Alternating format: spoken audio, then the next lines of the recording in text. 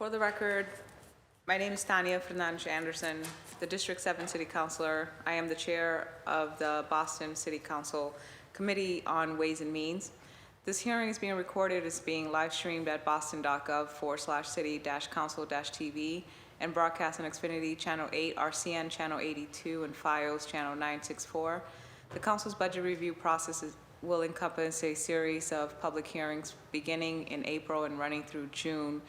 We strongly encourage residents to take a moment to engage in this process by giving public testimony. For the record, you can do this in several ways. Attend one of the hearings and give testimony. We will take public testimony at each departmental hearing and also at 2 hearings dedicated to public testimony. The full schedule is on our website at boston.gov/council-budget. Our scheduled hearings dedicated to public testimony was on April 26th at 6 p.m. and the following will be on June 2nd at 6 p.m. You can give testimony in person here in the chamber or virtually via Zoom. For in-person testimony, please come to the chamber and sign up on the sheet near the entrance. For virtual testimony, you can sign up using our online form on our council budget review website or by emailing the committee at ccc.wm@boston.gov. When you are called to testify, please state your name and affiliation or address and limit your comments to 2 minutes to ensure that all comments and concerns can be heard. Email your written testimony to committee at ccc.wm@boston.gov. Submit a 2-minute video of your testimony through the form on our website. For more information on City Council budget process and how to testify, please visit the City Council's budget website at boston.gov/council-budget. Today's hearing is on docket 0480 to 0482, orders for the FY23 operating budget, including annual appropriations for departmental operations, for the school department, and for other post-employment benefits OPEB. Docket 0483, orders for capital fund transfer appropriations. Docket 0484 to 0486, orders for the capital budget, including loan orders and lease purchase agreements. Our focus area for this hearing will be Mayor's Office of Immigrant Advancement, MOIA, Mayor's Office of Women's Advancement, MOWA. A note for my colleagues and those listening, during our budget review, we try to listen to many departments as possible, and occasionally this will mean hearing from multiple departments in one hearing. Since we are going to be covering 2 departments in this hearing, we'll be attempting to manage in the following way. We will hear immigrant advancement first and then allow time for questions. One round, and then time permitting a second round. And then we'll do a round for public testimony. And then we'll switch over to hear the questions for women's advancement. Should the councilors have additional questions, then, and that times allow it, then we can follow up. And my staff or central staff will add your follow-up questions to a post-hearing information request. Our panelists today for today's hearing are Yusufi Valley, outgoing Director, Immigrant Advancement, Alex Valdez. I shouldn't have said that. Alex Valdez, outgoing, ingoing. Never mind, I don't know why. I didn't do that. Stop, Ruzi. Alex Valdez, Director of Women's Advancement. Today I am joined by my colleagues, Councilor Ruzi Lujan at large, Councilor Liz Braden, District 9, Councilor President Ed Flynn, District 2, Councilor Michael Flaherty at large, Councilor Kenzie Bach, District 8, Councilor Gabriela Coletta, District 1. And now, without further ado, we'll go to your presentation, Office of Immigrant Advancement first, and then on to the second department. You will have 10 minutes each to present, and then on to questions. Please state your name and position and affiliation for the record. Thank you so much, Councillor. So my name is Yusufi Vali, Director for the Mayor's Office for Immigrant Advancement, and just want to thank all the councillors for the opportunity here to have this hearing. Now, many of you, I'm sure, are familiar, and I know you are familiar with our office and what we do, but I just want to take this opportunity to also share with the constituents and the public a little bit about the Mayor's Office for Immigrant Advancement and what we've done and what we are planning to do in the coming year. Our office has, and I think I can get this, yeah. Our office has 4 areas of focus that really guide how we approach our work and achieve our mission. Of course, recognizing that immigrants who live in Boston have a range of experiences, needs, and contributions to make to our communities. These 4 buckets, which you see up on the screen, I really see as kind of keys of success for our immigrant residents. Residents have to feel safe and stable here, and that's why, for instance, having immigration status is just so important for them to thrive. Economic integration, being able to have a good paying job and increase in their wages and wealth is obviously another really important key to success. Social integration, the idea that you can integrate your home identity with your Boston identity and really feel at home here in Boston. Being who you are from back home is really important. And also, when we think about, for instance, mental health needs, which, you know, every resident faces, right? But how is that delivered in a culturally sensitive, you know, way, such that they really can socially be stable and integrate. And then the last piece is civic ownership. And here, I know we all believe so much in engagement and ensuring that our services and programs are engaging our immigrant residents, but also really how are they at the table crafting and designing these programs such that they're really meeting the needs. We address these 4 buckets by really, as Moya, playing the following 4 roles within the city of Boston. So the first is being a liaison, a really bridge between City Hall and our immigrant communities. So when, if an immigrant resident sees a particular need or a challenge on the ground, we want them to connect with us. Or if they're having challenges with a particular department connecting there, then we can be that conduit to that department and really help that department get better at serving our immigrant residents. The second role is really as consultant, and that's really advising the mayor and other city departments on you know, how to respond to events, policies, and programs. And a good example of this is how back in the summer when we had a number of Haitian arrivals come here, we really pulled together a number of departments to serve those arrivals, put an unprecedented $233,000 of ARPA monies into supporting that, which then our Haitian community partners were able to leverage and push the state to put an additional $8 million of ARPA monies into that support. The third role we play is as an advocate, and that's really to publicly lend our voice, the mayor's voice, the city's voice, to our immigrant communities and recommend policies affecting immigrants to the mayor. So a great example of this is the driver's license bill, which I know so many of you, and of course Mayor Wu has been a huge advocate for, and I'm excited that hopefully it's going to get passed soon.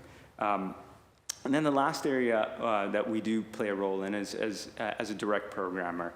But our programs are really meant to be designed in such a way that we design the program and they're meant to create a change reaction such that there's transformative change for our immigrant communities. And a great example of that is our Immigrant Lead Boston course. We've put now 39 immigrant residents through this over 2 years. And this is a 12-week course on how the city works, how the budget works, and they get to meet with different directors and chiefs.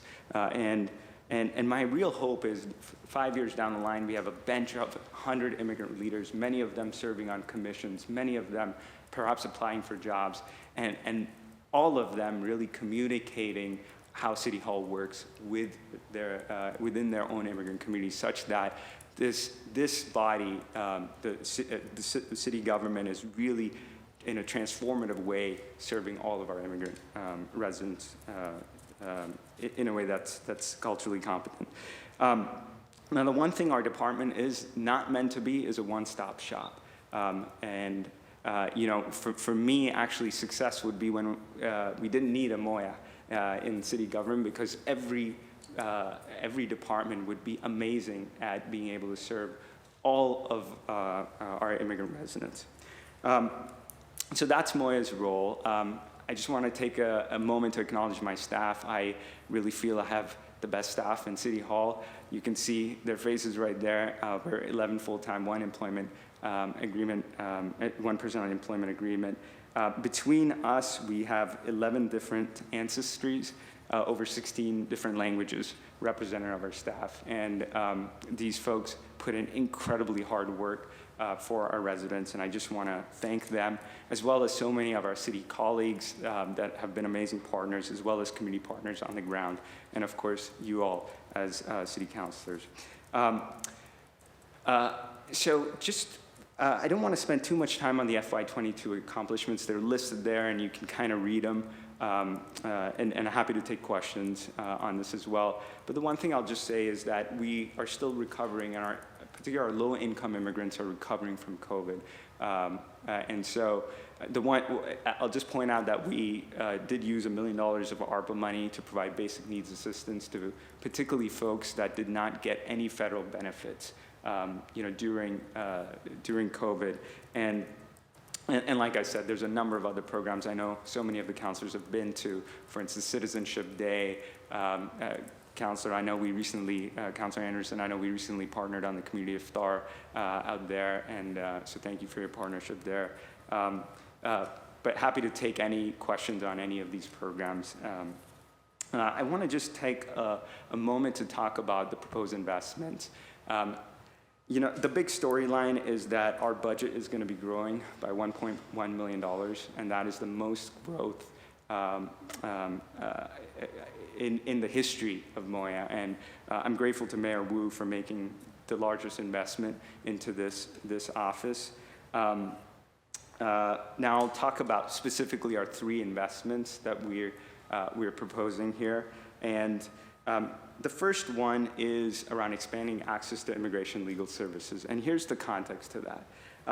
First and foremost, the number one immigration legal help is the number one issue that our office gets contacted about for constituent services. Number 2 is, you all know about the Greater Boston Immigrant Defense Fund. We're proud as a city put in $100,000. We're the only public funder to that fund. I have to say that unfortunately private philanthropy after President Biden's election has stepped away from the Greater Boston Immigrant Defense Fund.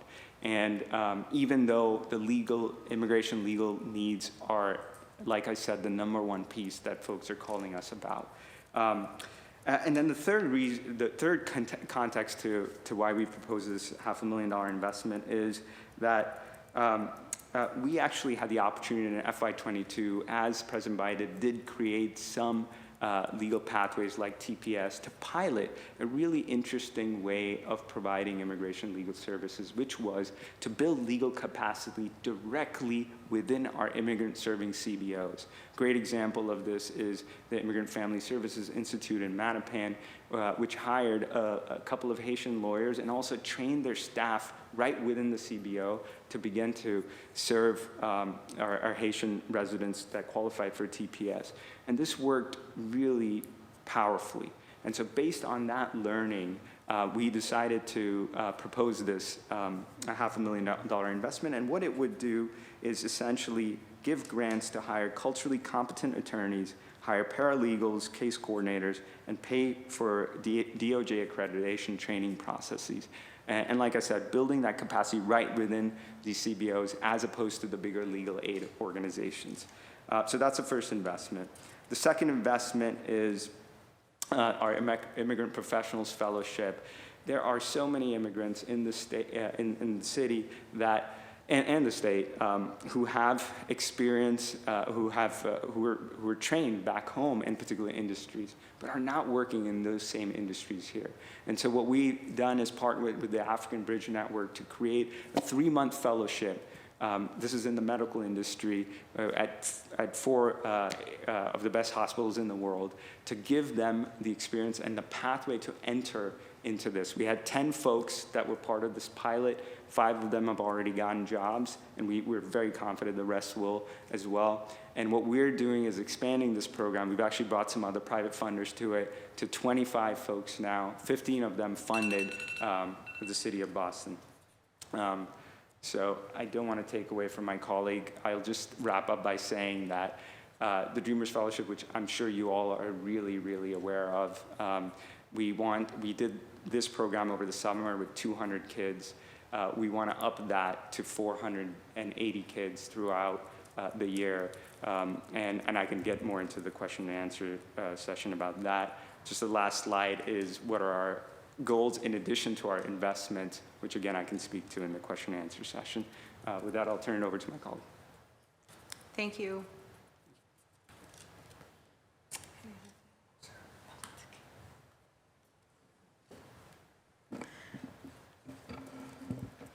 Good afternoon. Thank you so much for having us here. It's such a pleasure to come and speak about the amazing work that we do in the Office of Women's Advancement. And I'll do my best to stick to our 10 minutes, and I'll go in through one of the most important slides to make sure that I'm being respectful of the time.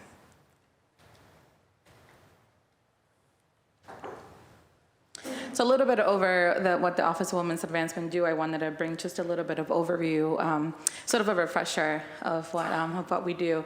Our mission is to promote gender equity by empowering women and removing systematic barriers to their advantage. The way that we do work in the Office of Women's Advancement is we focus in different buckets. One of them being economic equity, safety, and empowerment. Under those buckets, we have our work with pay equity, entrepreneurship, childcare, which has been a lot of our success in the office, and also safety when it comes to human trafficking, empowerment when it comes to visibility and contributions to public life. I'll skip over some of the population, but just to give some numbers. So we all know, right? Boston is home to 351,000 women and girls. So this is the data as of 2018. Make up 52% of Boston's population. And we can dive more into the actual numbers, but I want to make sure that we go through the rest of the slides. A little bit of the programming that we do in the office.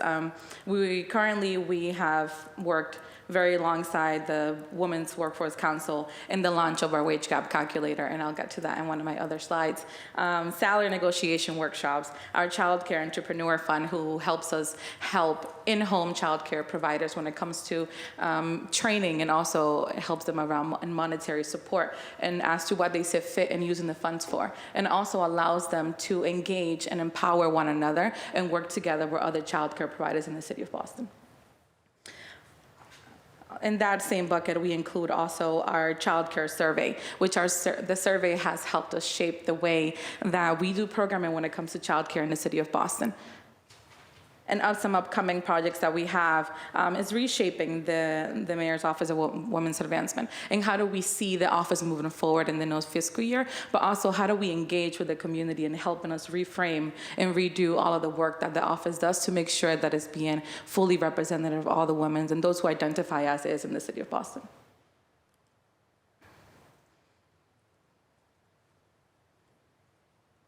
A little bit of our work in economic equity, like I mentioned earlier, closing the wage gap. In order to solve complex problems, we must apply a multi-program approach.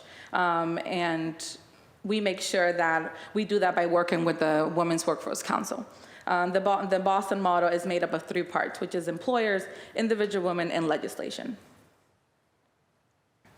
The Women's Workforce Council is a public-private partnership between the City of Boston and the Greater Boston businesses communities to eliminate the gender racial wage gap and make our city the best place The council oversees a 100% talent compact, a pledge businesses sign to commit to access their own data to see the wage gap exists. And this data helps us allow to be able to gain information as to what are employers doing to help us close the gender wage gap, and what are we as a city and employers doing to also help and make sure that we are providing the appropriate information and also benefits to be able to close that gap. Take steps to address those gaps, and anonymously provide data to the BWWC to access progress to the city as a whole in closing the wage gap. Recently, in collaboration with the Women's Workforce Council, we have been able to launch and create the Employer Wage Gap Calculator. This has been such an amazing project to work on throughout the year, and also our partners at BU and everyone from the Workforce Council and the team at Women's Advancement to help us create this tool. The calculator is easy to use, and it helps employers actually do the math. And based on the data from the 2021 wage gap report, April 20th marks the Boston Equal Pay Day, resembling the number of days into 2022 that women must work in order to pay in 2021. And I'll be more than happy to share the link to the actual calculator. And it's a great tool for any employer to be able to sign up and put in their data and their current employer data to help them calculate.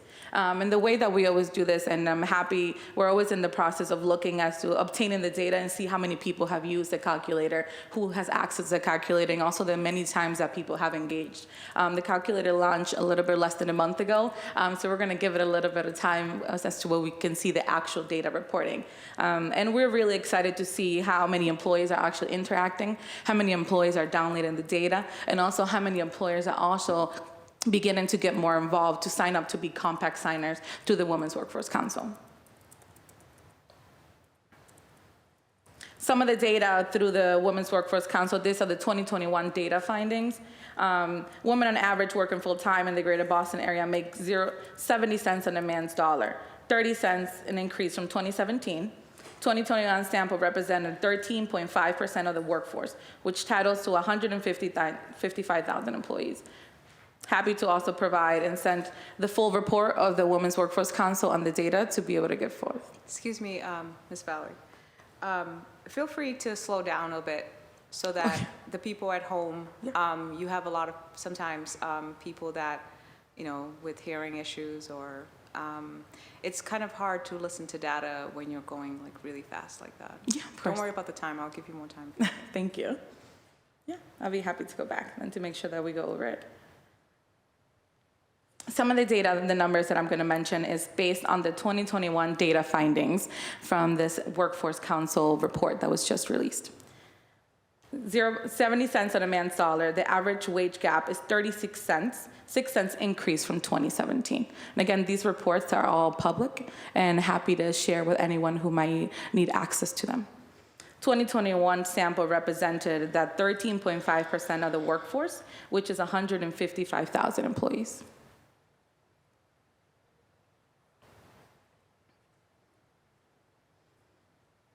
The next slide shows the earnings ratio on women by race compared to white men in 2021.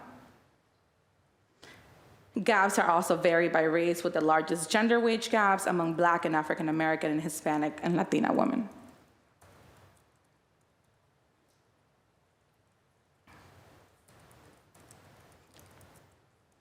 I'll move on to one of the great engagements and program that currently the office do is our salary negotiations, Harvard policy analysis. As we all know, in the past, the Office of Women's Advancement has been very lucky to offer free salary negotiations to all women and those who identify as in the city of Boston.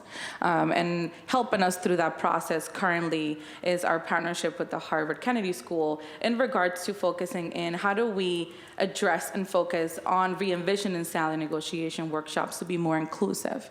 And inclusive when it comes to non-salarial workers, low-income populations, marginalized populations, and partners in caregiving re-entering the workforce. One of the reasons why we wanted to come in and look into how do we reimagining our salary negotiation classes is to make sure that we are being accepted, make sure that we are being supportive in all aspects, and not just focus on salary. Because we all know that not every single woman and those who identify as women are salary workers in the city of Boston.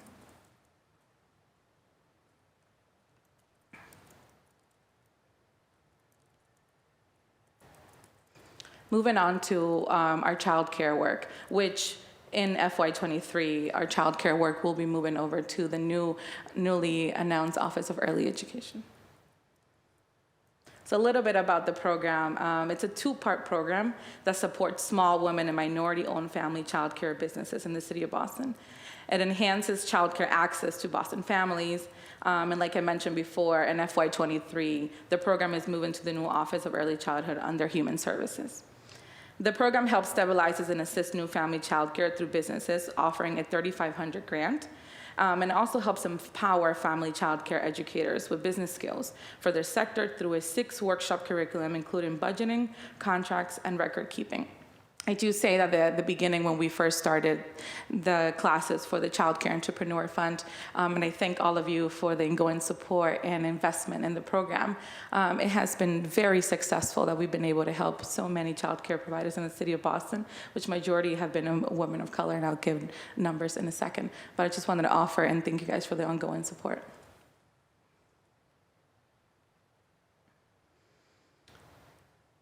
As to continue why is needing, as of September 2021, Boston lost 13.6% of its licensed childcare programs that were open pre-pandemic.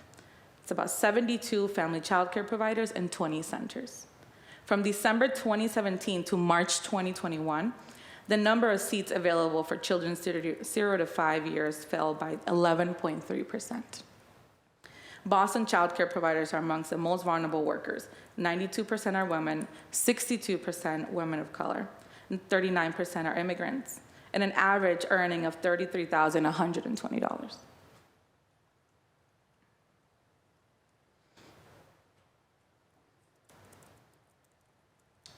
And a little bit of the Child Care Entrepreneur Fund by the numbers, so we have an idea of exactly where the funds and how many family care providers we have helped, and I'll go through this. In FY20, 21 participants participated in the winter cohort, which allowed us to give $73,500 in grant funding. FY22 to date, 22 participants, summer, fall cohort 2021, 47 participants in a Spanish-only winter cohort 2022, 65 childcare entrepreneurs graduated and allowed us to give $66,500 in grant funding. And a total of 161 to be awarded soon. There's currently a cohort as we speak that is currently finishing their classes. FY21, 50 participants participated in the summer, fall. 35 participated winter, spring, which allowed us 77 childcare entrepreneurs graduated and 20 in Spanish. And that was a full awarding of $269,500 just in grant funding. And in FY22, which is currently 34 participants, 18 in Spanish, is currently ongoing. I know I'm out of time, but I'm happy to take any questions in regards to our child care survey or any other program that the Office of Women's Advancement currently does. Like I mentioned earlier, this is a great time for the office as we are looking to reimagine and reshape what does our office look like and what will our mission focus on.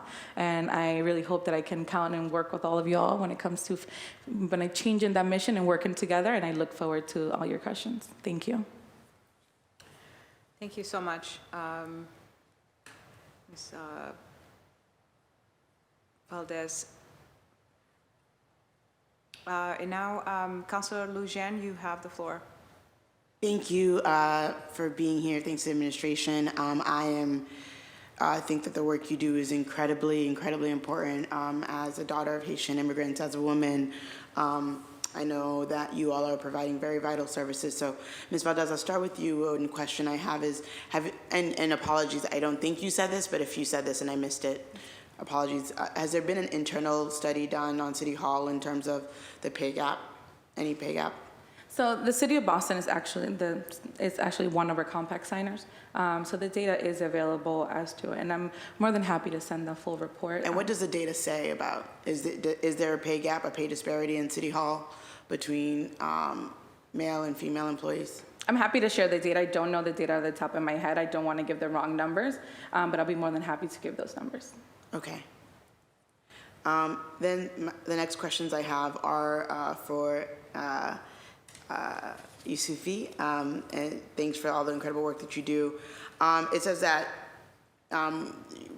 there's a half $500,000 that we're going to be allocating in addition for fiscal year '23 to do capacity building, and then we'd have one full-time employee. Who would that full-time employee be? Yeah. And what is the vision there? So we had, in our FY 2022, we had a contractor that was essentially our legal access coordinator. Were they a lawyer? They're not a lawyer, but they come from a background of having worked with an agency that does very similar work. And this was actually when the whole DACA thing had, happened in 2014, I think it was. Sorry, 2013. Yeah, guys would, my staff would let me know. We had a similar coordinator that helped do clinics and that piece of it. So, so this person anyway has been with the staff. They're now going to be full-time on board, and they'll be helping reaching out to potential universities to bring in legal help. We're also at this point considering a rocket docket workshop because, as you know, there's a number of Haitians, Brazilians coming up here, and the federal government is doing a rocket docket here in the area, which is basically a judge that's processing these asylum cases in a much, much quicker way. And the problem is that our immigrants coming up here don't actually know their rights, right? So this person is working to create kind of those workshops in a similar way to what you experienced at Citizenship Day, but particularly focusing on this. Yeah. I'm wondering if you think there would be any benefit to having a lawyer in-house at Moya, given the fact that, one of the complaints that I hear often from people who attend these sessions, free immigrant consultation, and then what? Yeah. They're often left, needing help or trying to figure it out, and they can't. And of course, I don't believe this lawyer would be the one to answer all or to act as the attorney, right? Because they're we're not going down that road. But I think there could be some benefit to having a lawyer on staff to help triage some issues and really deepen those relationships and partnerships with universities, or helping to build that long-term capacity with Brazilian Worker Center, with IFC, with all these other organizations that are doing that. Would love to hear your thoughts. Yeah, we've actually explored that, counselor, and I think I know previously when we'd spoken to legal, I think the issue is the liability side of it, which is why we've instead decided on a strategy of granting monies to these CBOs where they can actually bring in lawyers from their particular backgrounds right into the organization. But it's honestly, it's my understanding is it's largely a liability issue, which is why we haven't done that. We do have a lawyer by training on staff. He's our senior policy advisor, and he is an immigration lawyer. And I cannot recall right now exactly what he's trained in, but he knows the field incredibly well. I will say that, and so we're blessed to have him. Is there work that you can do internally to make those clinics that every other Wednesday, I believe they are, to make them more effective for those who attend? We're certainly looking at different cities and what they've done. It's dependent on pro bono lawyers. So that's, I think, the big challenge with that program, right? And again, for liability reasons, the city can't really be in a position to pay private attorneys to contract directly for that. But we're very open to any other ideas of how to, begin to meet that need. Because I totally agree with you. It's the biggest need, and I appreciate you raising it. So the Greater Boston Immigrant Defense Fund, you've also stated that the private monies in that have dwindled post the election of President Biden, which is ironic because totally the issues have only augmented. I'm curious what we can do to further buttress the Greater Boston Immigrant Defense Fund, given that a lot of our private partners have pulled out. I mean, short of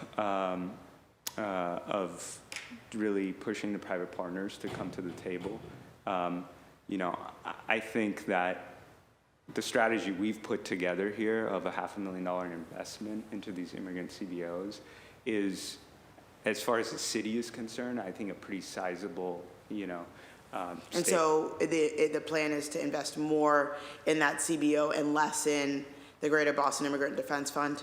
Right, exactly. I mean, we will keep our $100,000 investment into the fund. How much is in the fund at the moment? So for this year, and I'll get you the exact numbers, but so don't quote me on this, but I believe it's about $600,000 this past year. But the private funders have been really clear that the coming year there's not going to be that same amount of support, and so I expect it to dwindle to $200,000 to $300,000. Okay. So you mentioned legal. What are the other issues that immigrants are coming to Moya with that, you're like, regrettably, because of staff capacity or whatever issue, we're not able to address, and where it would be good that if we could? Yeah. Well, I think that last slide I didn't get a chance to cover it, but there's two specific areas that I think there is a real opportunity in this next year for the Moya team to come up with a real plan around for this council.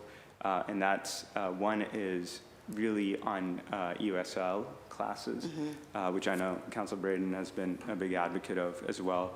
I just think we need as a city a real clear roadmap around that, such that there's no one on a waiting list. That would be the North Star I'd love to shoot for.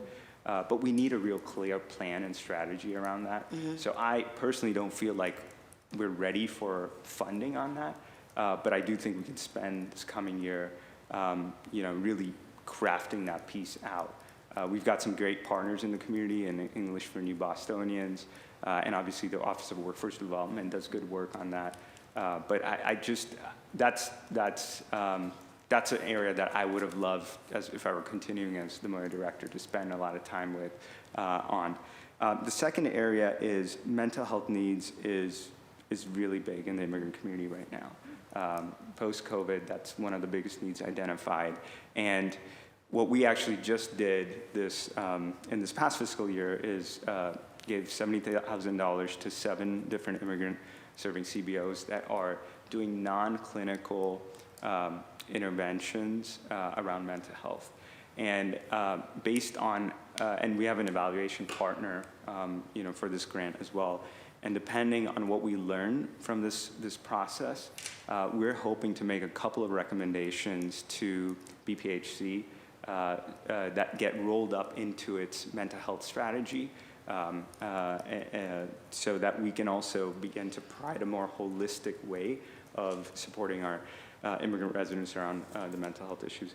I think I will say that, my amazing colleague, Ms. Waldes, noted about childcare being a huge issue, which, I think it's amazing that there's investment that's going into that, because certainly so many of the providers are immigrants, and it's a huge need for immigrants, as it is, as you know, for city at large.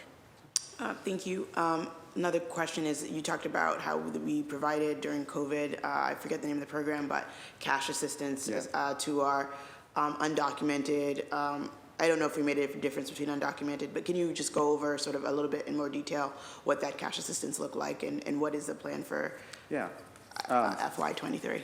Let me just, 1 second, let me just pull up the demographics on that program, and I'll explain the program in a second as well.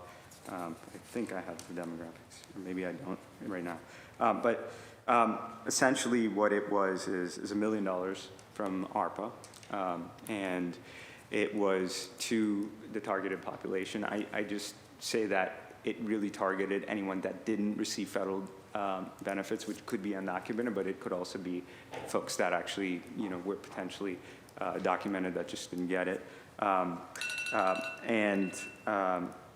It essentially was a $750 on average payment to folks. If we can, I'll get my staff to send me an email on the demographic data, and I can share that with you a little bit later. But really diverse immigrant communities benefit from this, really low-income folks that were struggling in the pandemic to have any kind of job. And can I just ask, what was the application process? Like, how did people find out about it? So the way the program worked is there was an RFP process. There was different organizations that applied. the Massachusetts Immigrant Collaborative is the one that was with the winning kind of grantee of this. This is a collaborative of 15 immigrant orgs that work with the population that did not get those federal benefits, and they publicized the application, and we publicized certainly in the media, and anyone was able to contact these different orgs to get that. Many folks contacted us, but what I liked about this program was because it was really these immigrant serving orgs running it. The application was in their particular languages. There was someone that was ready to, ask them questions in their language and that piece of it. So, Thank you, Madam Chair. Thank you. Council Braden, you have the floor. Thank you, Madam Chair, and thank you, Yusufi, and thank you, Alex. Thank you for being here. A few questions. The Child Care Entrepreneurial Fund, how many, it's a great program and I really appreciate it and how important it is, and the family child care providers are really sort of the backbone of our system in allowing culturally competent and accessible childcare for many of our immigrant jobs for immigrants and business opportunities for immigrants, but also childcare for immigrants. So it's really, really important. How many family childcare centres have opened as a result of the training, or are we just doing capacity building in already existing childcare providers? So we're doing a little bit of both. The grants are titled to those who are currently opening childcare providers. During our last funding, we were able to grant, if I'm not mistaken, and about 2 who were just opening. We have seen more of the larger numbers for continuing supporting currently open family childcare providers who are using the funds specifically to help rebuild from COVID. Yeah. And I think, some of the help with budgeting and record keeping and developing good contracts, and it really helps them streamline their processes and make sure that they get paid for the services that they deliver. In terms of the salary negotiation workshops, they've been going since about 2015, I understand. Have you been tracking the outcomes, and do you follow up with the participants, and who enrolls in those workshops? Yeah, so the salary negotiations once, and I'll backtrack a little bit. Once we were, during COVID, they were fully online, and we did see a huge spike in the numbers of those who actually took the classes. And I think the numbers are on the packet, but I can look at them and reread them again. Currently, what we have been doing is in the sense of reframing them to make sure that we are being fully supportive to those who are not just salarial workers. And that's what we're looking forward to do now and moving forward. As to following up with the salary negotiations, those who attended, previously, before me joining the Office of Women's Advancement, I attended myself some of the salary negotiations, and the way that the office followed up was sort of in regards thanking them for coming and seeing how else the Office of Women's Advancement can be supportive to those who attended, which is something that we are looking forward to continuing doing once we restart the new salary negotiations in the fall. Okay. And then, Yusufi, I really appreciate the work and your partnership with the Gardner Pilot Academy and their adult education program for our immigrant families to help them learn English. So many of our, do we have any metrics on the number of and the breakdown of English language classes, and whether the folks that I'm always concerned about are the folks who don't speak little or no English, and they're new to the country, and you really need to be able to get some of those skills so they can earn more money and be better advocates, if to have a better understanding of English and be able to better advocate for their families and for themselves. Yeah, I mean, right now, Councillor, and I know you've been championing this, Samoa contributes $50,000 to EMB, and that's what we did in 2022. And that funding partly has helped not fully, of course, but helped fund 18 ESL programs serving approximately 900 immigrants in the city. In terms of the exact data that you're asking me, I need to go back to the NBA and exactly get that. But that's a big reason that if I were staying in my position, I'd want to really create that EOSL roadmap and really get clear on some of that data kind of moving forward. But we'll work to get that to you. Very good. And I really appreciate your commitment to, what you say, a clear plan and strategy for decreasing the waiting list for ESOL classes. Like I went to a community meeting way back, I think it was a town hall with Congressman Capuano 20 years ago, and that was the big issue, was how do we get English language classes for folks who speak very little English so that they can really advance and make progress as quickly as possible. So really appreciate your work, and anything we can do to help elevate that plan and strategy and decreasing those waiting lists is really, just let us know what we can do to help. The other, I'm interested, the folks who come in with professional healthcare backgrounds, and I came as an immigrant, but I speak English, and I was able to get a job, right? I was hired from overseas to come and work. How many folks are we able to help get transition? I think you said it in your presentation, and which this is the Centre for Excellence and medical education and care in the world here in Boston. How many folks are managing to segue into jobs in the healthcare sector, and which, if you're able to share, which healthcare institutions are partnering with you on that? Yeah, so we had 10. We piloted a program with 10 folks, right? Mm-hmm. 4 were Haitian, 1 was Ghanaian, 1 was Guinean, 1 was Arab Sudanese, 1 was Cameroonian, and there's 2 Nigerians.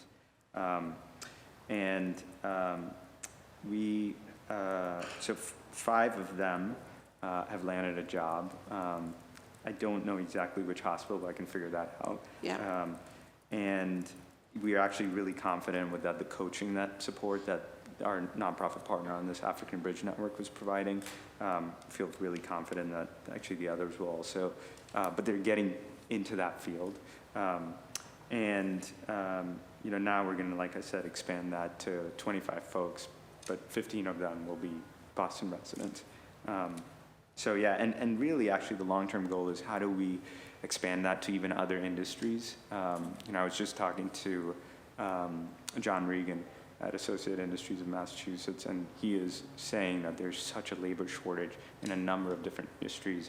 And the key thing to understand, and why this program I think is really successful, is that the work experience piece is what really is the limiting factor for most folks. English is definitely a big piece of it, so people have to build that skill set. But the other piece is really, once they work with someone in that industry, their network grows, they get a better sense of the soft skills that are necessary here, and usually it ends up leading to a job. Now, the bigger challenge here is, these are non-clinical jobs that they're getting into, because really the state needs to shift its certification guidelines and modernize them to the reality that we have folks really from all over the world with that experience. So that's the big barrier that I'd really like to solve. And I think what we're doing with this program is showing a little bit of proof of concept. And Mayor Wu and we're really committed to pushing the state to begin to shift the licensure requirements. Yeah, I really appreciate that. And you hear anecdotally, you hear stories of judges from some country. They were a judge in their own country, and they're here, and they're janitors here. Or you hear of surgeons working, and we have a lot of talent and a lot of experience, and finding ways to utilize that experience is really, really wonderful. Absolutely. It's a win-win across the board for everyone if we can get folks in the right industry. So very good. Thank you. Thank you, Madam Chair. Thank you, Councilor Braden. Councilor President Flynn, you have the floor. Thank you, Madam Chair, and thank you to the panelists for the important work that you're doing in the city. I've had an opportunity to work with Yusuf for, I don't know, maybe 5 years now on many issues, and just want to say you do an excellent job for the residents of Boston. So I want to say thank you to you and to Ms. Valdez for your work as well. So my first question, I guess, the funding that you're providing to help on immigration legal counsel is going to support Brazilian workers network. Is that what the name of the group is? The Brazilian Workers Center, but no, Councilor, we would need to do an RFA process for that. Those are like, we would want to fund, I think, legal capacity in organizations like that, only because the most recent immigration into the city has been,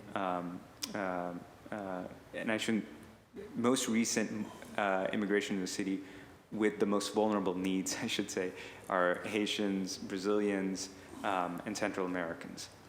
So I think that those are where the biggest needs for legal capacity are. But I would not say that we have a particular organization in mind at this point. Okay, no, that's fine. I'm familiar with a lot of those organizations that I've worked with, but I think it's money well spent helping residents. One issue I wanted to bring up, and I certainly support that. One issue I wanted to bring up is what I'm seeing frequently. I was talking to a gentleman yesterday, actually. Councilor Flaherty knows him as well. He works for the Carpenters Union, Richard Petty, and he's calling me and he's talking to me about wage theft. And I know wage theft is a critical issue, especially impacting immigrant workers, and they're being exploited for various reasons, but one of the reasons is because of their immigration status at times. I think one of the worst things you could do in life is steal someone's wages, especially when that person needs those wages to support a family. But anyway, I know Attorney General Maura Healey has been doing a lot of work on this. I've been working with the Chinese Progressive Association on this issue as well. So what can we do to assist immigrant workers that are being exploited by unscrupulous business owners, and they won't pay them a fair wage, and they're using their immigration status to withhold wages? I think it's such a good question and such an important area of need. So thank you, Councilor, for kind of raising this. I think our team can do a little bit more investigation on what we can, as a city, do around this. I know when the Human Rights Commission was being established, I was very excited for that, because I do think it has the power to call people into hearings. And those employers that are practicing these unscrupulous practices, I could see an opportunity for the Human Rights Commission to play a role there. Beyond that, I just very transparently, I think this is an issue that we need to look at more carefully, and happy to come back to you with some other tactics and strategies around this. Okay, that would be great. And that's something that's very important. And what I also know is a lot of immigrant workers are exploited not just by refusal to pay them their salary or their wage, but they're not giving them the same safety conditions, protections on the job. So that's also a major concern. So it's important that we work with businesses and organized labor, and organized labor really advocates for all workers, regardless of their, if they're in a union or not in a union. That's what I really respect about organized labor, is they advocate for workers, period. So one other issue, well, let me just go back to what Councilor Lujan mentioned. So a woman worker in the greater Boston would get 70 cents for every dollar a man would make. Is that the figure that I thought I saw? Yeah, you're correct. Okay. So, but we don't have that figure for City of Boston employees. Currently, right now, I don't have it personally in front of me, but I'm Okay. happy to find out from the report and happy to send it to you. Okay, yeah, that would be helpful because I would like to see that. When I look at stats, I always see how Boston is measuring up. You know, I encourage businesses to hire returning citizens with the Corey. But then I also ask the City of Boston, what are we doing in terms of hiring returning citizens with the Corey? So I want to make sure that we're also, you know, living up to our whatever the word is. So let me see what else I have to say here. Counselor, if I may, on Yeah. the wage theft issue, I just want to say that that's why getting people immigration status is such an important strategy as well, because when they don't have status is when they're really vulnerable to the wage theft issue as well. So just, and that's where I think the investment that we're putting in here around immigration legal services is actually a really solid one. So just to add to that. Okay, yeah, well, the other point I was going to make is it actually impacts the Women's Bureau and immigration advancement, but domestic violence is an issue I've focused on, especially in the immigrant community. And it impacts the immigrant community in high numbers, in a lot of, especially women that are survivors of domestic violence, don't report this to the proper authorities because of the immigration status of maybe her or her spouse. The other issue, and I do some work with the Asian Task Force against domestic violence, the other issue is language access. I visited the Asian Task Force against domestic violence, and their biggest challenge is language access. You know, the executive director was telling me they don't have enough interpreters or someone to translate for them. So what are we doing in terms of looping in language access, language and communication access, the Women's Bureau and Immigrant Advancement as it relates to domestic violence? I can tackle, if I may. We partner very closely with the Public Safety Office, the Boston Police Department, Human Rights Commission, the Emma Coalition, and local survivors in the community specific to domestic violence. And a lot of the work that we do around that is when it comes to race awareness. During the pandemic, and a couple of months ago, we were able to host a series of a lot of webinars and speaking with survivors and speaking with the different organizations as to coming together and convening and what are we doing to be able to tackle this issue, and when it comes to finding best practices, right? And when it comes to the language access, a lot of the work, most of the work that we do in the office is very transparent when it comes to language. All of our information and when it comes to our applications and everything that's distributed is pretty much translated in top 10 languages in the city of Boston, including all of our information when it comes to our webinars and domestic violence and guides when it comes to that as well. And my final point, it's not a question, I'll just make a final point, I know my time is up. There was an elderly Asian woman in Chinatown a couple of weeks ago. I think she was in her 80s, and she was punched. She was assaulted, really, by a male, which I made sure the Boston police knew about it and the Human Rights Commission knew about it.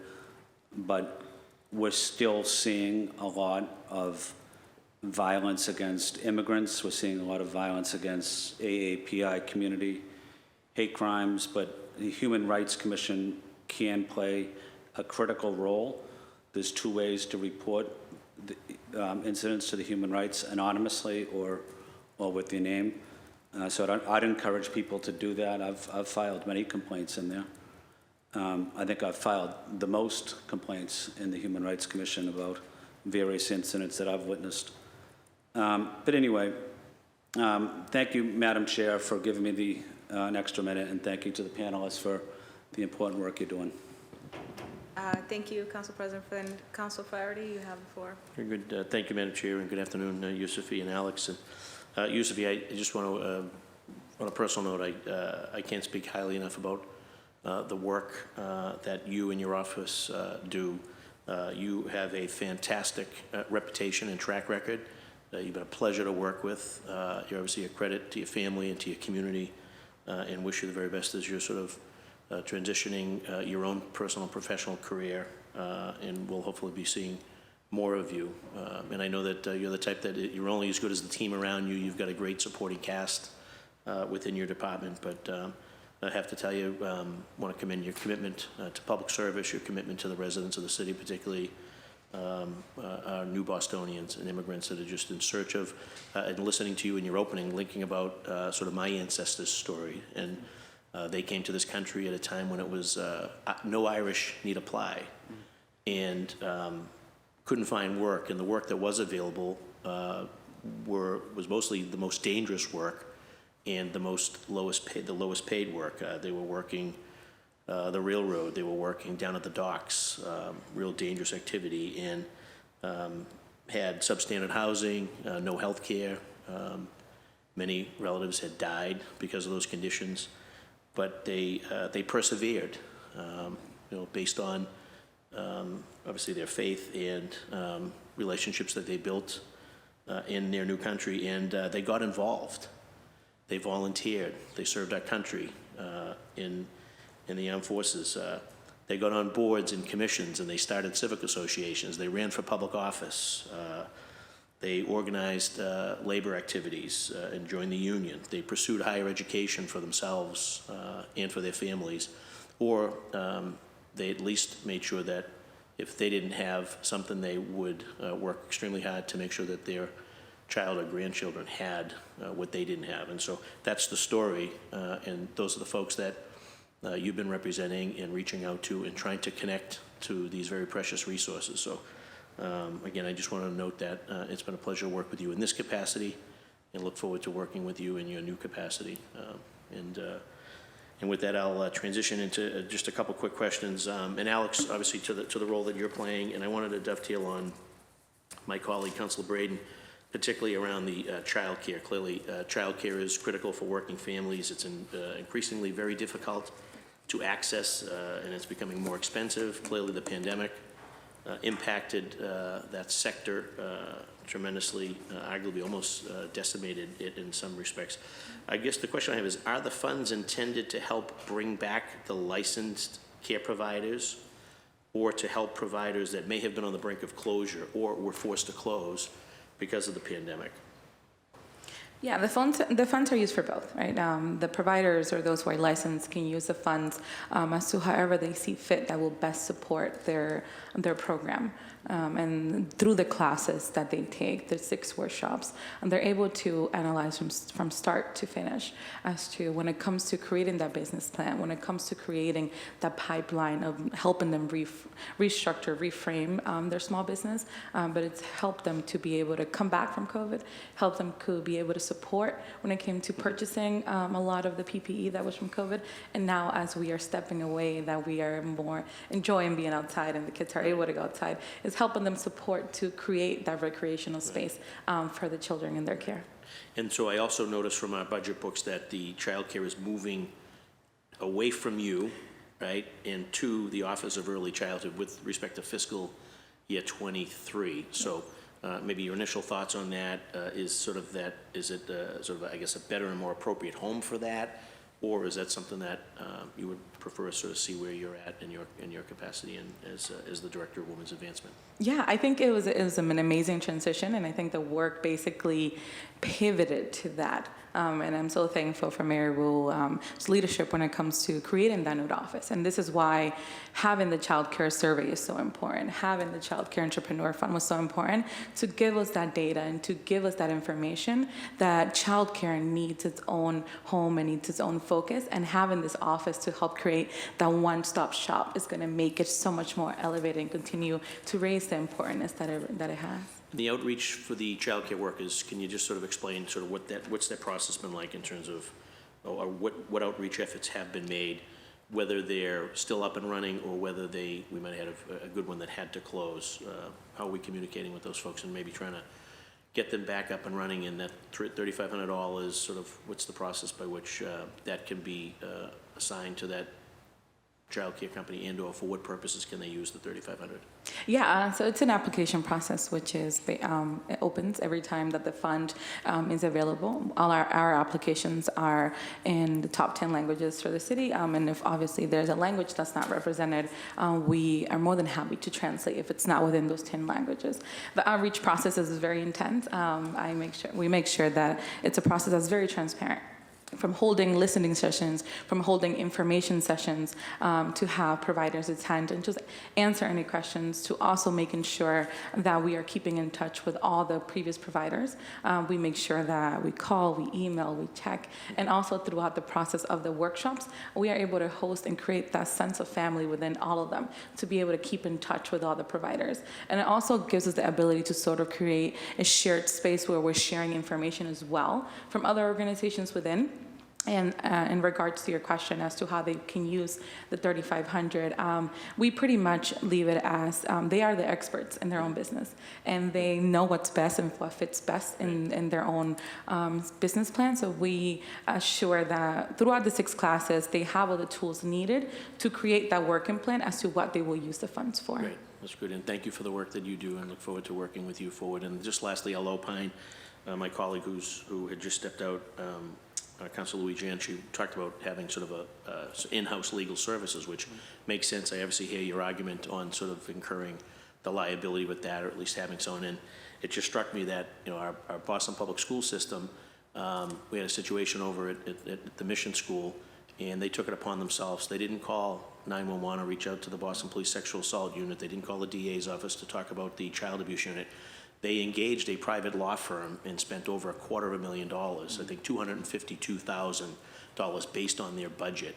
Money that would have been, frankly, would have been better spent. They didn't need to spend that money. They just needed to call the Boston Police Sexual Assault Unit. They needed to call the DA's Child Abuse Unit, or they could have just dialed in for a 51A.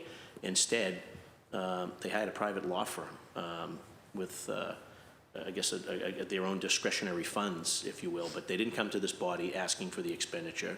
And so your department, obviously, that's doing sort of significant and meaningful work for residents, new Bostonians, you know, would have been, you know, could you imagine what you could have done with $252,000 of legal services and answering those questions? So again, that's, you know, that's me opining about it, but I just want to let you know, when you have a budget this big, or in that instance, a school department where the bureaucracy is just so big, and bloated that, you know, these extra funds just kind of pop up out of nowhere. They sort of come here hat in hand, sort of begging, scratching a claw and asking that they need more money, but then you learn that they spend the money so foolishly like that. So, but again, best of luck in your new endeavors. Thank you both for your time and attention and your experience here, and hopefully whoever your replacement is will be cut from the same cloth and will have your same passion and energy and willingness to work with members of the council, but also work with every corner of I see you everywhere. I mean, you're everywhere all across the city. At one point, I thought you might be running for city council at large, right? I see you so places, right? So I'll just let you know, if you stay in, either you're in Flynn's district or you're in Tanya Fernandez's district, but nonetheless, best of luck to you and to your family. Thank you, Madam Chair. I appreciate the indulgence. Councilor, I have no reason to run when you're in the position that you are, right? Appreciate that.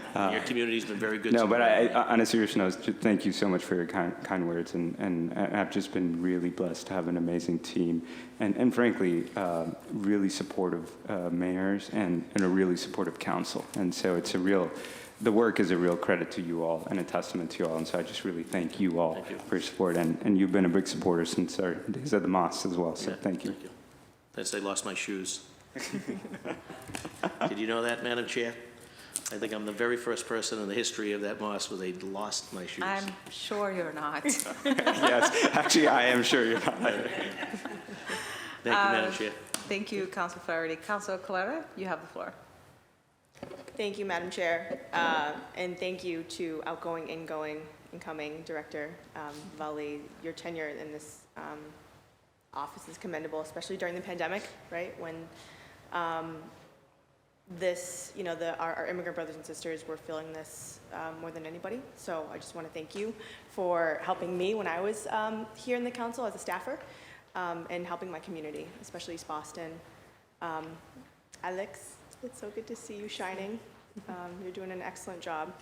And I love shouting out staffers where I can, and your office in particular has some incredible people. I just want to name out Renato, Carol, everybody. They're just amazing individuals who are doing incredible work on behalf of this city. So shout out to them.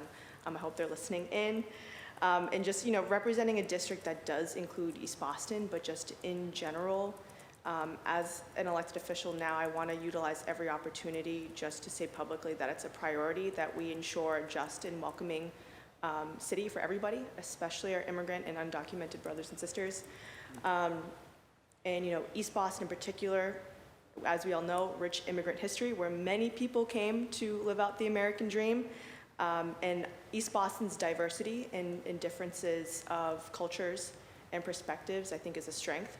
So cultivating that and keeping that vibrancy, that beautiful tapestry of individuals is incredibly important. And I know that your office really focuses in on East Boston, particularly in our Latinx community. So thank you for that. I am grateful to all of my council colleagues for asking these questions, because now I don't have anything to ask. I do, I'm just kidding.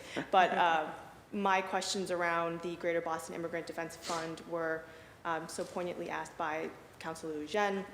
I echo the calls of Councilor Braden to do everything we can to lessen the wait list for ESOL classes. I know that the wait list in East Boston is extremely long. I'm curious to know why there is such a long wait list. Like, is there a lack of educators? How can we be helpful as city councilors to loosen the bottleneck on this? Because the need is so great.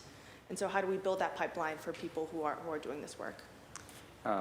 So I'll take that, I just have to congratulate you, and I understand this is your first hearing, Councilor Coletta. Second hearing, and just delighted to be that. And with that, I also want to congratulate our Madam Chair for leading this whole process, and of course, the first-time President Flynn as well.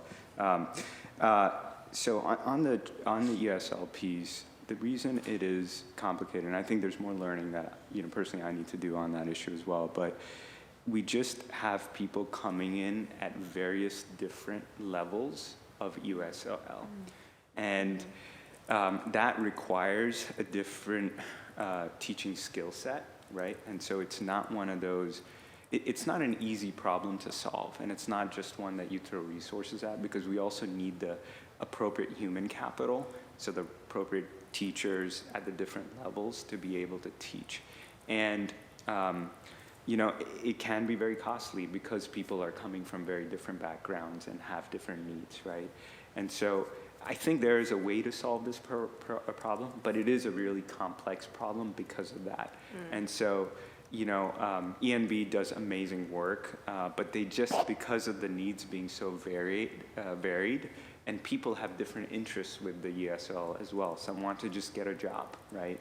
Others want to socially integrate. And so it just, that's why this problem is a challenge.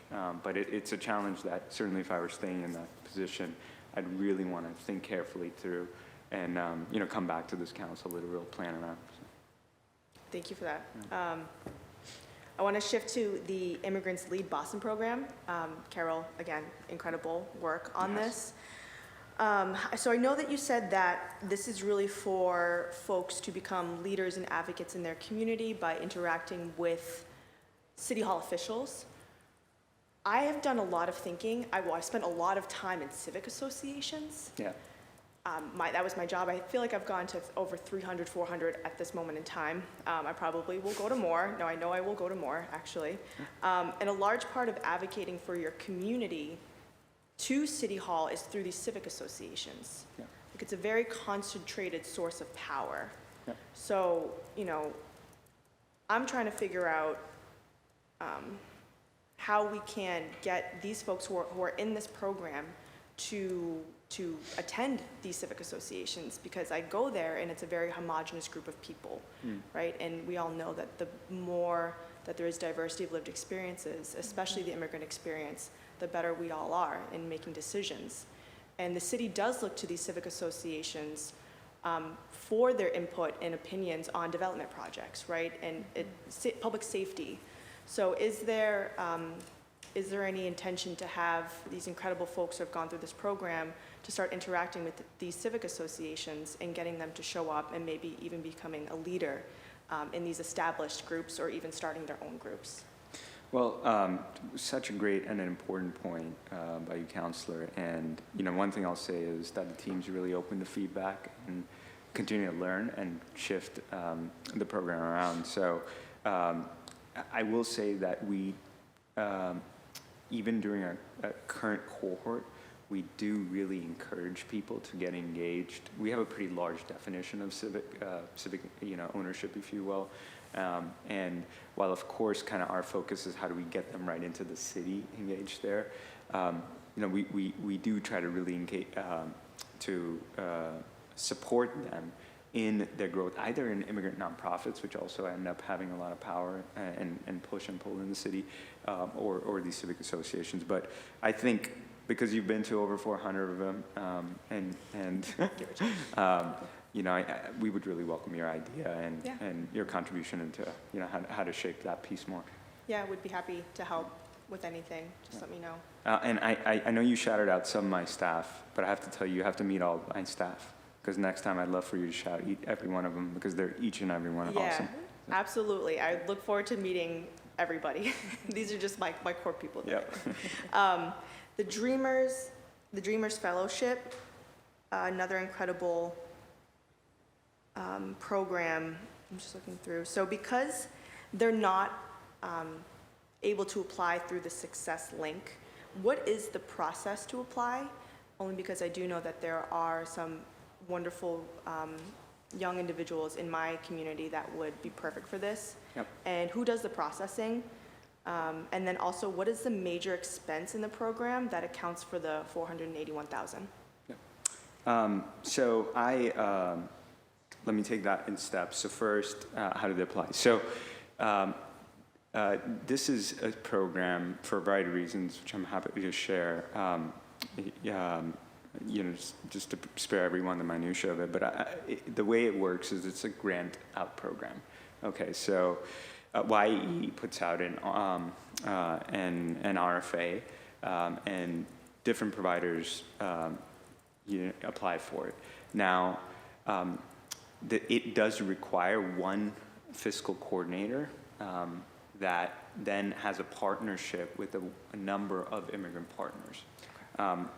Last summer, we had, I want to say, fiscal coordinator was Rion Immigration Center, and there were 8 other immigrant partners from Centro Presente to the Caribbean Youth Club to the Brazilian Workers Center to Binca, and the application process again was open, although by the nature of the populations that these folks worked with, they kind of pooled into their existing, kind of clientele.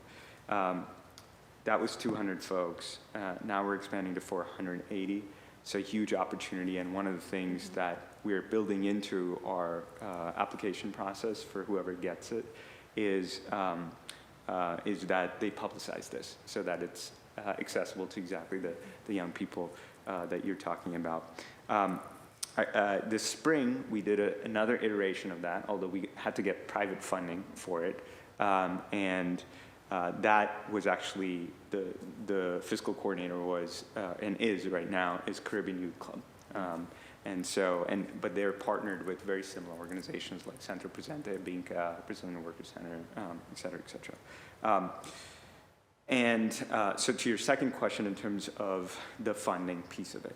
So the the stipends that the young people get from this program comes from YEE, and that funding is covered. What our funding covers is really for the fiscal coordination and the program coordination of that, the evaluation of the program, so really ensuring that there's high quality for that. The feedback off of the previous years we've gotten is that this just, by the nature of how complex just doing this program is, because of some of the, we can't pay these youth, right? But some of those kind of challenges and the coordination around the partners just requires a number of resources.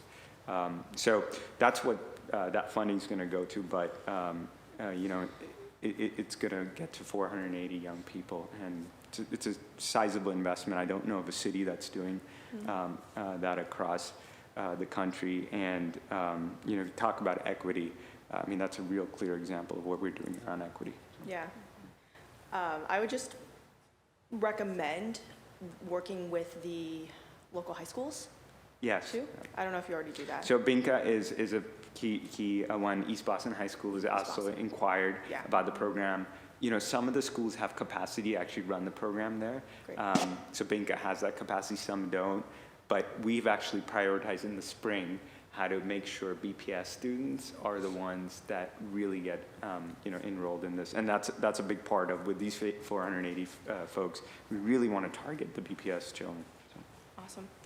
And I will just use the remainder of my time to shout out, talking about mental health supports, and I was lucky enough to sit down with Patricia Montez from Centro Presente, who is doing great work. I don't know if you're already partnering with her on this, but that Yes. would be the first place to look. Yeah, I know that Patricia does a number of,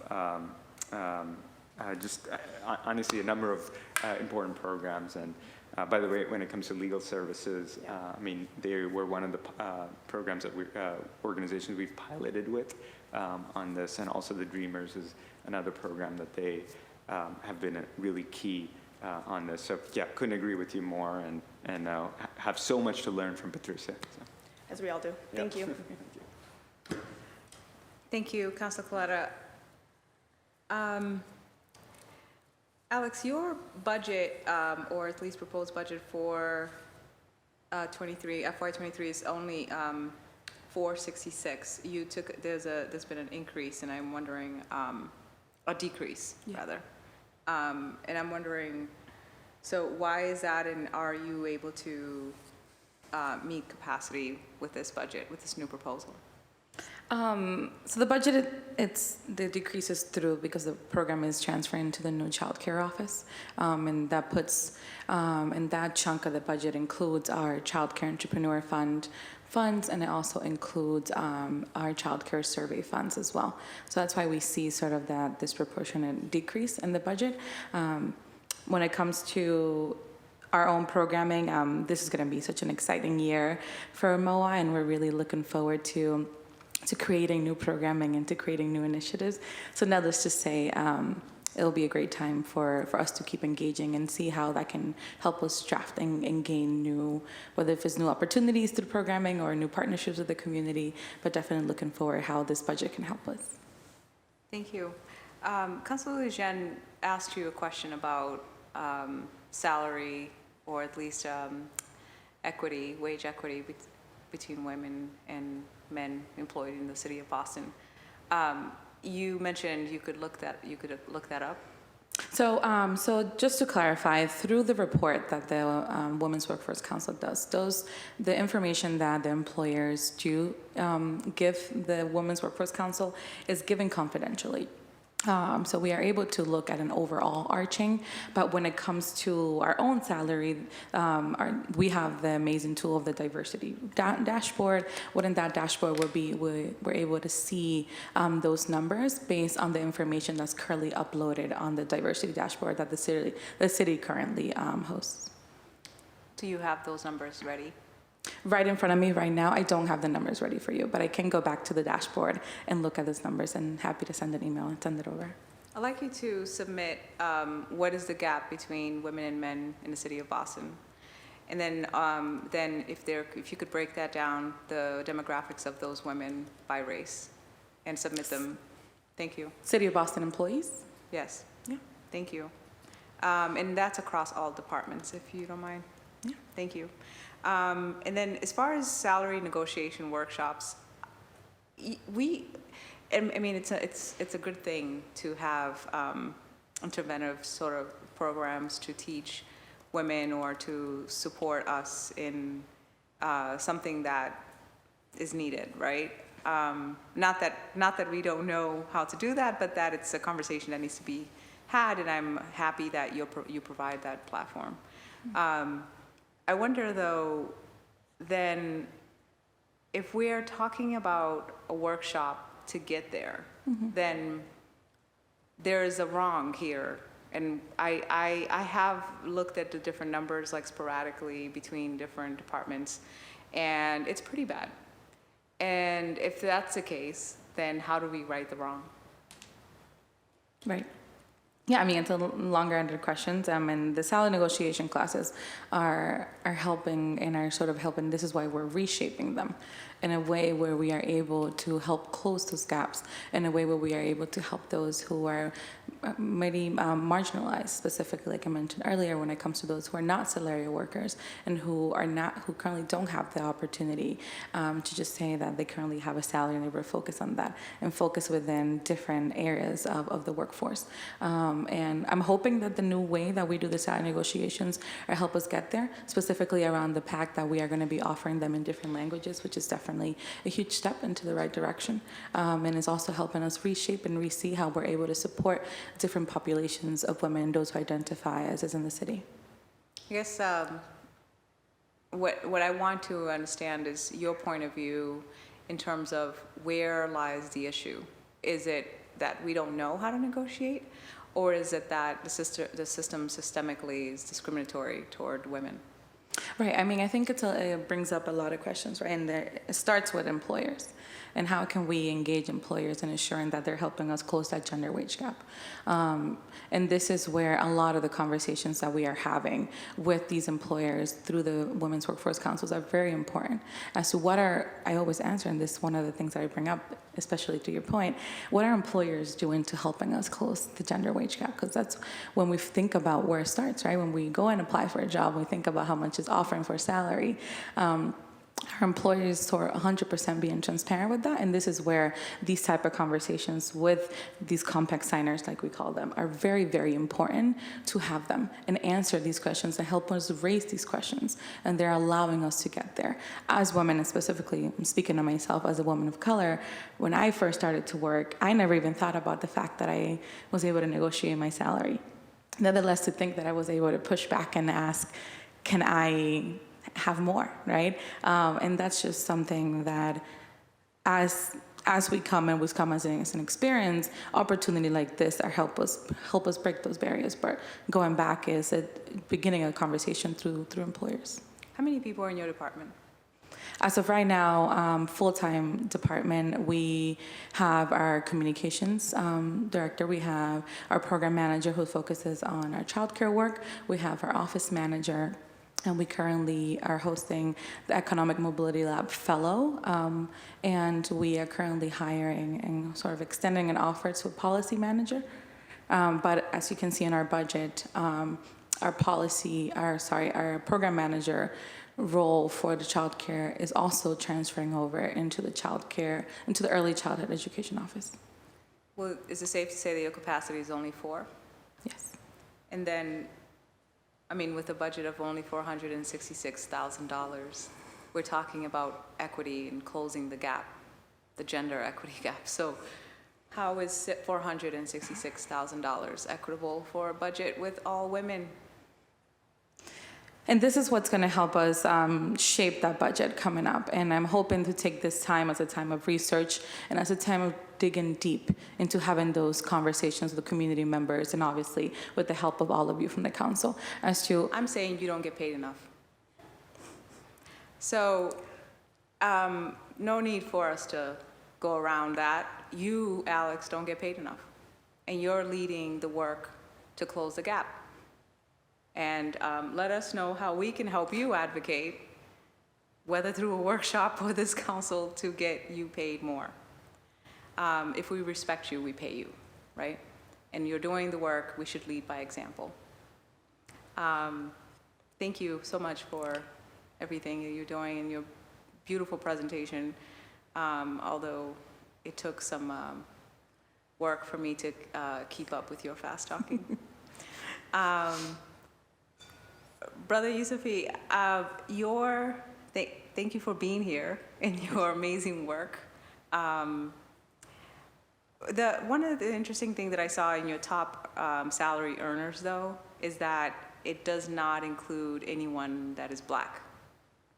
And I guess, I get of course, with turnovers and issue or challenges hiring people, and I understand this is already a pre-existing issue in the entire city, but what can we do about that? Yeah, so first of all, on that data, there's someone that identifies both as Hispanic and Black, but they're counted as Hispanic in that data. The other thing I'll just say is that since my time being there, we've actually brought on 2 Black staff, and as you know, how the pay scale works is, we come in at different grades and steps, and I think given enough time, so some of the other folks have been on the staff for longer, but given enough time, they would actually climb up, to there. But I think it's a great point, and I think we can always do more work. I mean, race is the central challenge, I think, of America and Boston, and so certainly I think, there's always more work to be done there. Thank you. According to your strategic plan 2021 to 2023, you aim to counter-devise national rhetoric and policies through proactive communications, advocacy, and legal tools. Can you tell us how you have gone about doing this? Yeah, so as you can imagine, Counselor, this was really important during the Trump years. But actually, under the Biden administration, we've found ourselves doing that as well. And so a great example of that is, you may be familiar of the public charge ruling that actually the previous president, had tried to change. And this was essentially that and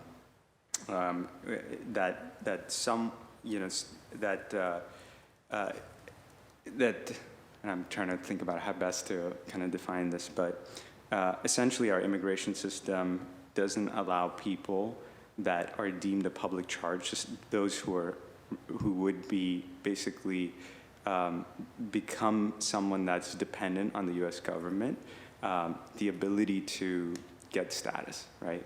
And so what the Trump administration did was added a lot more criteria to deem a person a public charge, right? Now, the good news is the Biden administration is trying to roll that back. And so there's a whole comment period that's required. And so we as a city, working with the BPDA Research Center, submitted a full report to the federal government suggesting why this is such a bad rule and why we need to go to a far more progressive understanding of public charge. So that's an example. Another example is when we saw the Haitian arrivals coming here in the border over the summer, they were coming here with just irregular permits, with terrible, irregular paperwork that we just haven't seen, in previous. I mean, we did see that in the Trump years, but not before that. And so we used Mayor Wu's, power and relationships as a city of Boston to really begin to push the Department of Homeland Security to see how we can get some regular paperwork, and really kudos to Unlay on my team to lead that work. So those are a couple examples of how we do that. And other times it is just simply putting out a statement when there's a policy that's enacted. And we did that again a lot during the Trump years, right?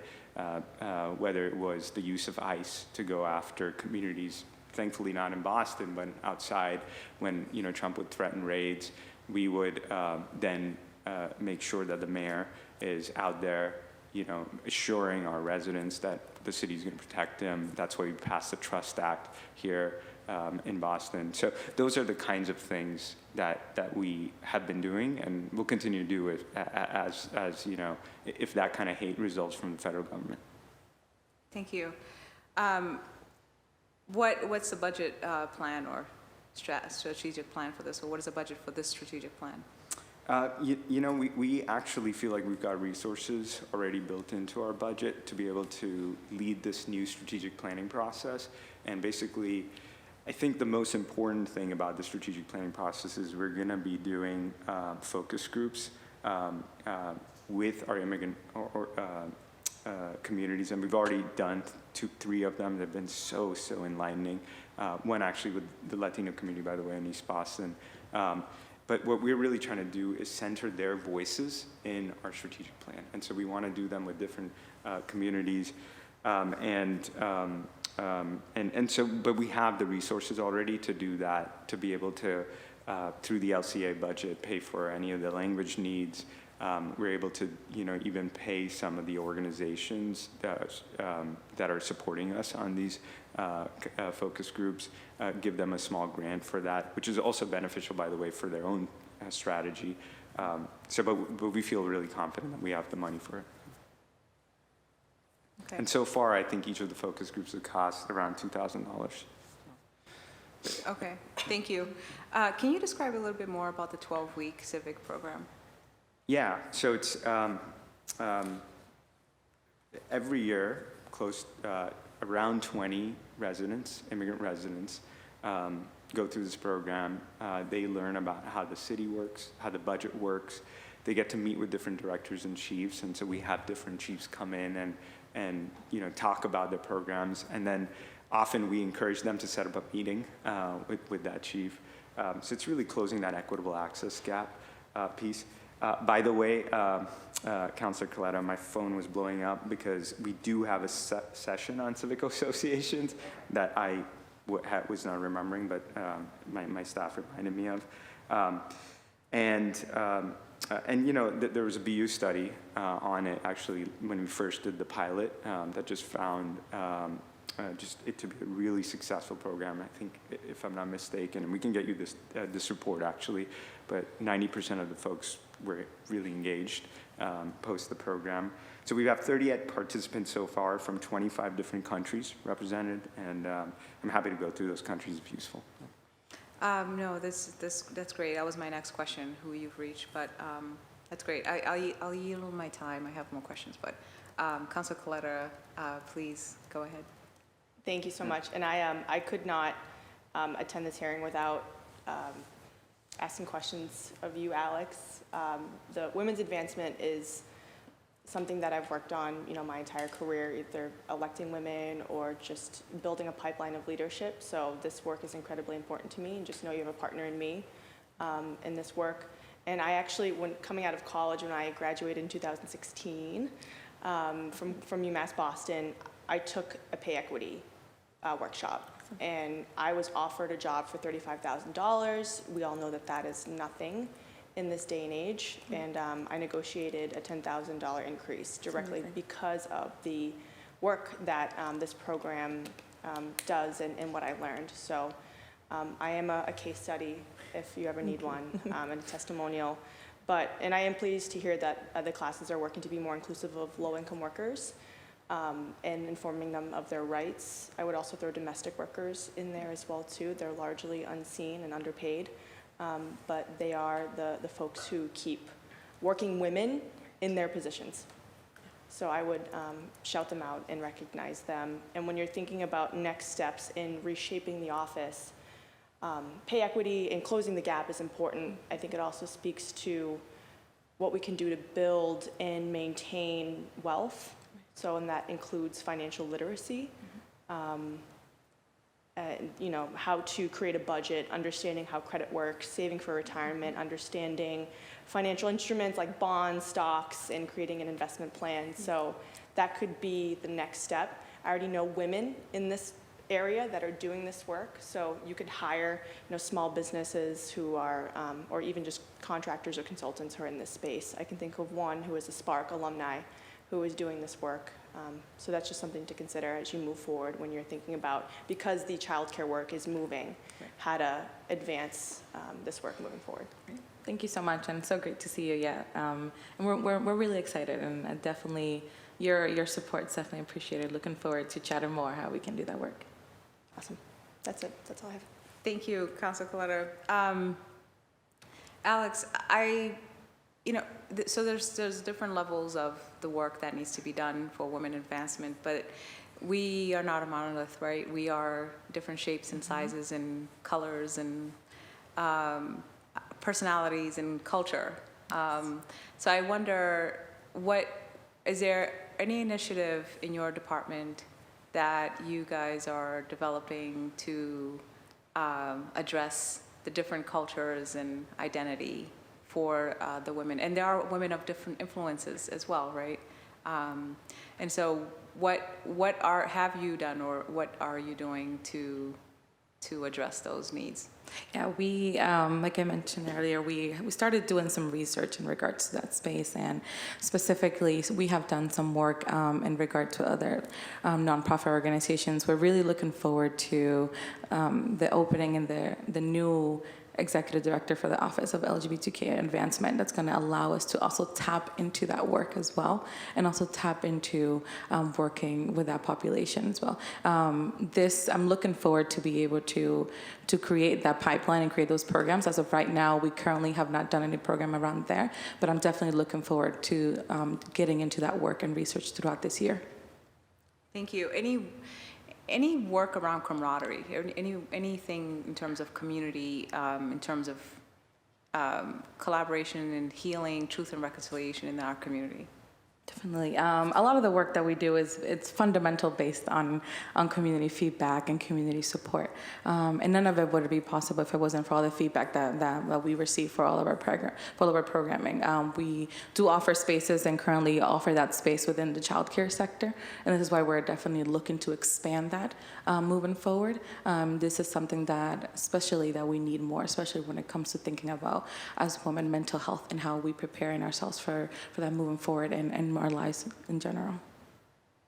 Thank you.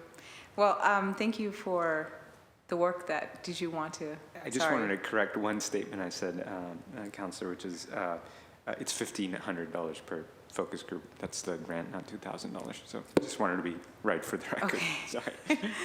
Thank you for that. I think that's phenomenal. Obviously, speaking from personal experience, I know that you know this. I spent 17 years in the U.S. without any documentation, and I just recently became a citizen in 2019. And so understanding that immigrant experience, I really have a deep appreciation for civic engagement. I, of course, believe in your work and really think that you're doing a phenomenal job, both. Absolutely love your team.